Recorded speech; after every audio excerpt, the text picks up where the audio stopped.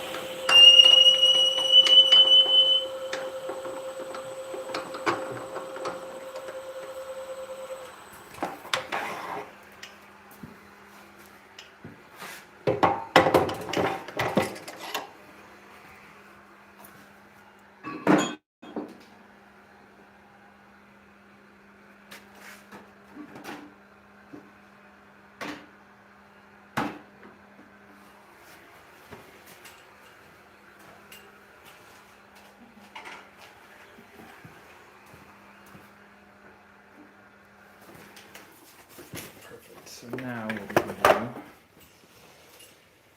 is swap this back. We'll use a tiny little drive center.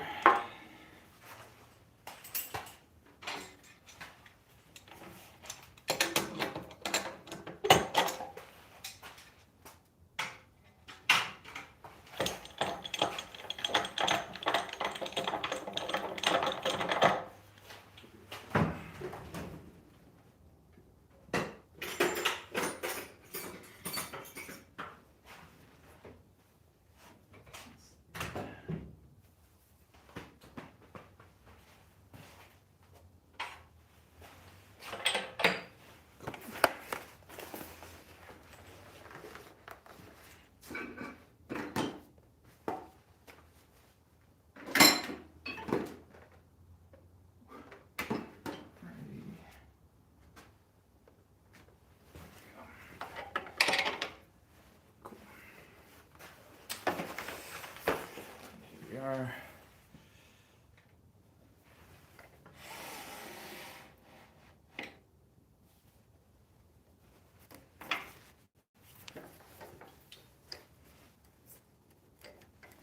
Beautiful.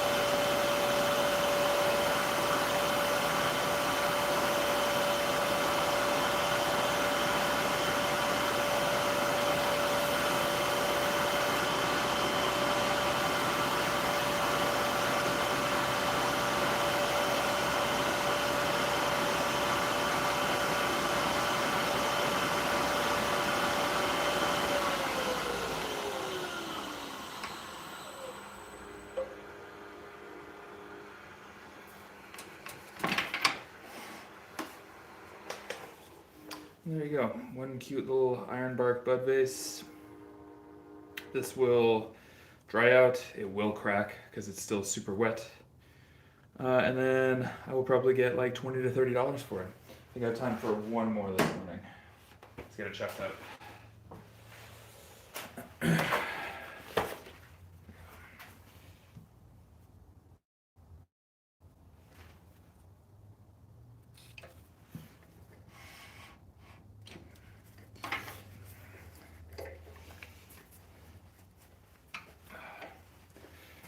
we go. Good bite. Perfect.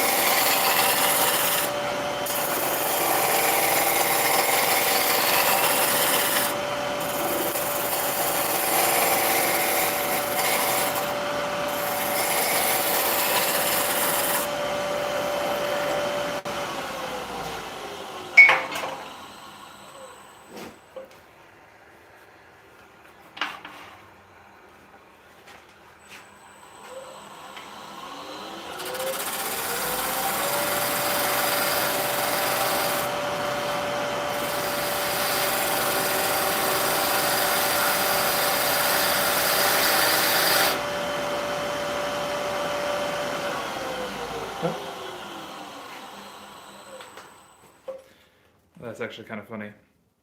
That's a ring of glue from the end grain sealer that I used. I don't get that one that often.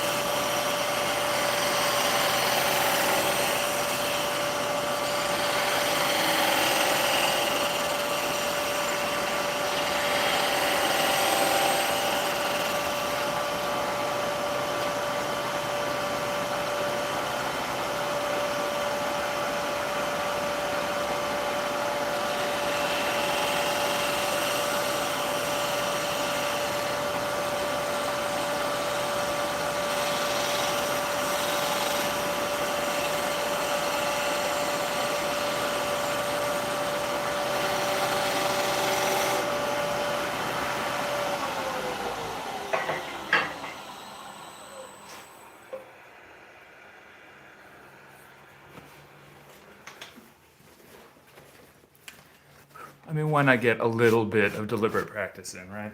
Okay, let's get this chucked up. I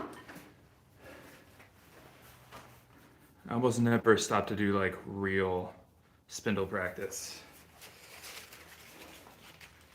But why not roll some beads this morning? Hey, do me a favor, if you're here from the shorts feed, hit that subscribe button so we get another chance to hang out. I'm gonna put this thing in the chuck. We're gonna make it look like a vase.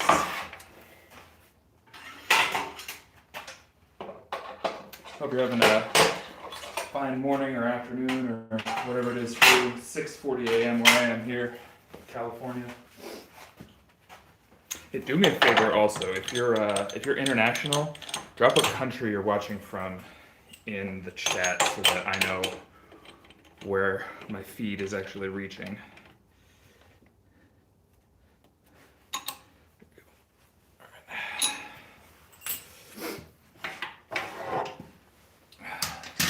Bring it around to the front so that we can all see.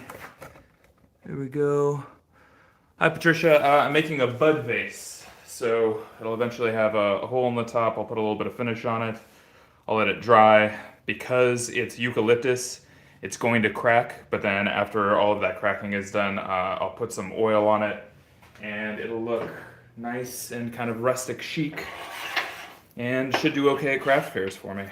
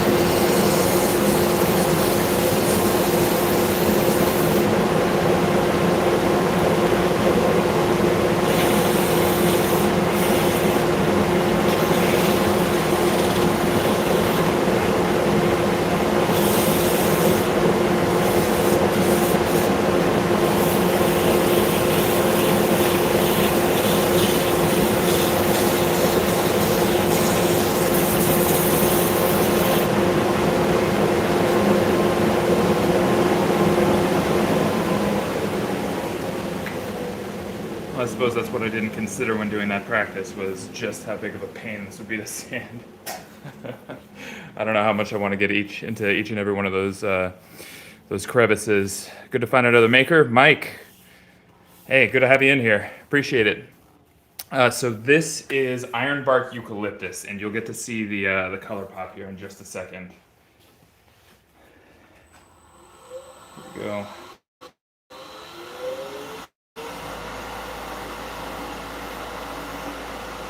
Oh boy, getting into all these little nooks and crannies is going to be a joy. Okay. I'm going to put on my face shield. I know that there's going to be wax coming off of this thing. Here, let me bring you up close for it. Here we are.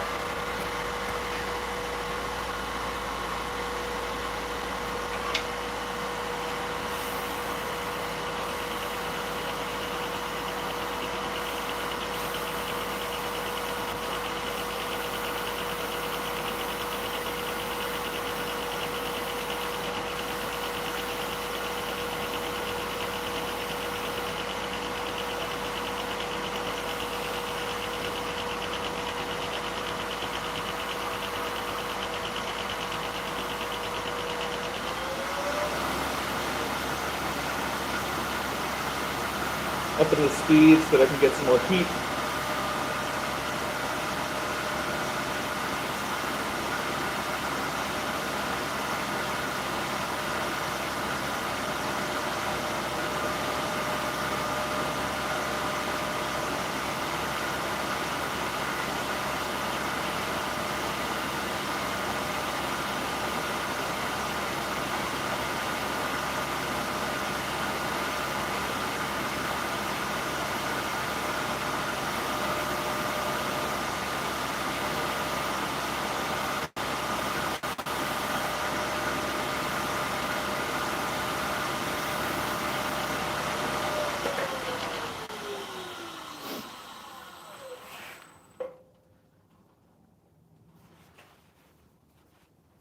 There you go. Decent surface on that. I'm gonna push it a little bit harder.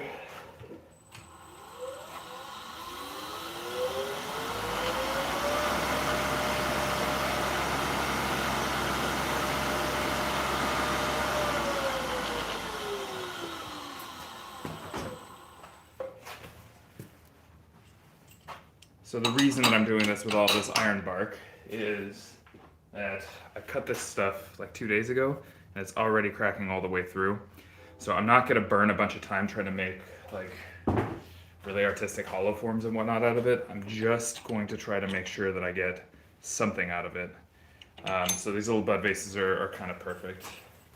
I don't work with ironbark or eucalyptus in general a lot, just because it does like to crack, and it's super hard, and it's full of silica, and the dust is an irritant. Really, it's just not like that pleasant of a wood to work with. So yeah, this is basically just me trying to get something out of this batch of wood.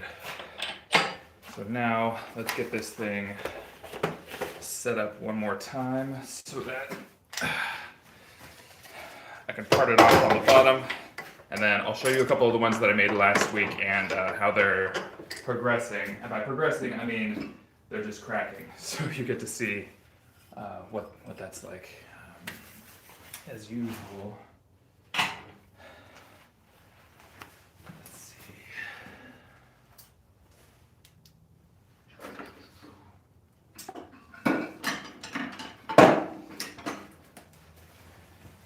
Anybody else have a bad habit of putting something down? Like you're only using 3 or 4 things, but you put one of them down in a weird spot and it just vanishes, like steps into another dimension. I do that all the time. Alright, here we go. So I'm going to try to protect this from the steel.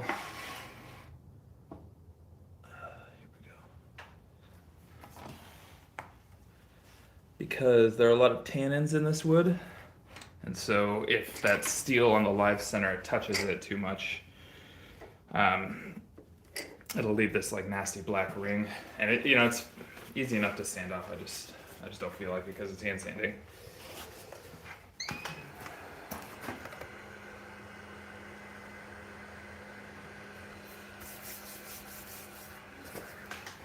Squirreling, totally, totally. It's exactly what I was thinking as I was saying it. Squirrel. All right, so I'm gonna try to part this off. And then I'll show you all a couple of the ones that I did last week on the live stream as well.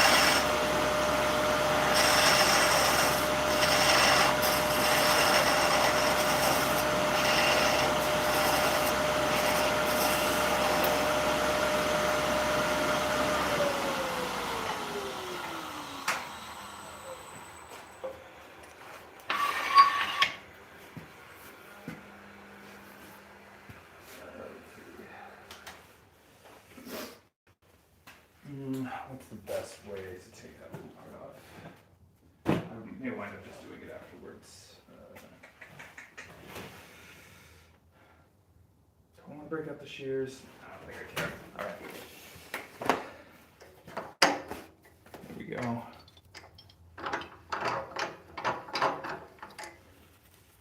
Okay, so I just left like this tiny little nub. The reason you don't go all the way through is because if you do, this piece will collapse onto this piece, it will bind your tool, and it will send this entire thing flying. So what I like to do is take it all the way down to kind of the bitter end there, and then this is going to be big time overkill, right? See?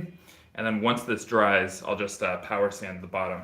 But yeah, we want to put this kind of cute little barrel shape, just for a little bit of spindle beating practice, which is fun. And then the other one that we did today is right over here. And then let me go grab the others. Give me 3 seconds.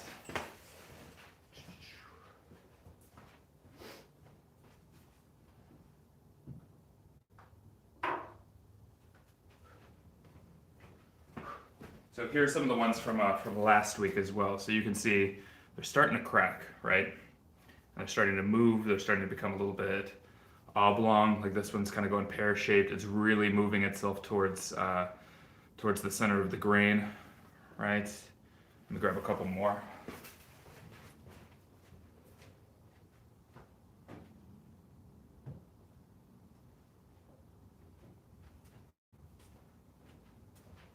So the one thing that I can't show you that I really wish that I could, well, actually, let me see if I can get it on camera here, is that the grain is starting to collapse. Like the softer portions, the spring wood, is starting to collapse. And so as you run your finger across it, you can actually feel every single ripple and grain here. Let me see if I can find like a camera angle where this will work. I think it's most dramatic on this guy, probably. But yeah, every single ridge you can feel as it runs across. And so even though, the surface is smooth, as it collapses in, it gets this really great sort of tactile texture. And again, I'm just letting them crack. That's gonna be the style. I think that what I'll probably do once these things are all done cracking and moving, I really wish that I could just like have you guys reach through the camera and just feel how this feels. It's really, really cool the way that the grain is collapsed. Here, listen.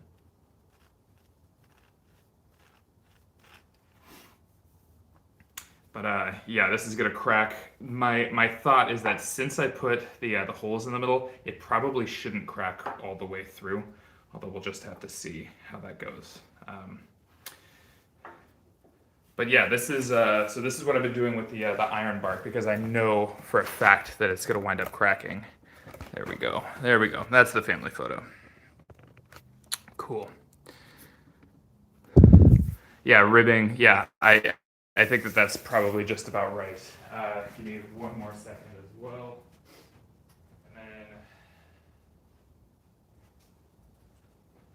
so the other stuff that I've been working with is I got this big log of mulberry. Um, and so what's cool about it is that it starts off with this like very, very pale color, and then you leave it in the sun, and it gets this sort of deep dark brown. So what I've been doing with it is sandblasting the exterior. So you wind up with this like sort of, it reminds me of ash in a way that it's very, very open grain, and then just doing a little bit of carving, but you can tell, I mean, it's gone pretty ovoid there. And then this one is the mulberry as well, but I put some iron acetate on it to sort of give it this like dusty color. I mean, this one's practically eggshell thin. This one's nice. But yeah, you can tell ovoid as well. So lots of green wood around here. And if you didn't know, if you're new to turning, or maybe not even a turner yet, I think everybody's a turner, maybe just not yet, but when you cut down wood in the fall and winter, it tends to survive better than if you cut it down in the spring and the summer. It tends to crack less. And I forget the exact mechanical reason for that, but I try to do most of my harvesting in the fall and winter for that reason, because it means that I just lose less, right? It's a really frustrating thing, you know, to take, like last year in the summer, I took a whole trunk of sweet gum. I probably made 60 or 70 bowls from it, you know, cord sets and all that kind of stuff. And then total, I think I wound up with 8 bowls that survived the drying process. And I'm pretty judicious about it. Like I anchor seal everything. Oop, there we go. Means it's almost time to get the boys up. Anyhow, I just want to say thank you all for being here. If you're here from the shorts feed, do me a huge favor. Hit that subscribe button. I try to turn the live streams a couple of times a week. I think it makes nice background noise while you're working, or if you just miss your shop, or if you're just sitting at a boring job that you're not that into. Ladies and gentlemen, thanks so much for being here. I'll see you on the next one.